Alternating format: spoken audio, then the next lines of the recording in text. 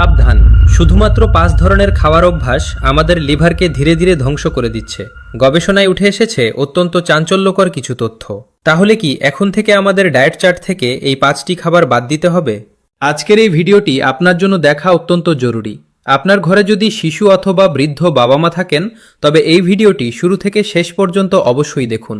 কারণ আমাদের নিজেদের ভুলের কারণেই শরীরের সবচেয়ে গুরুত্বপূর্ণ অঙ্গ লিভার খারাপ হয়ে যাচ্ছে।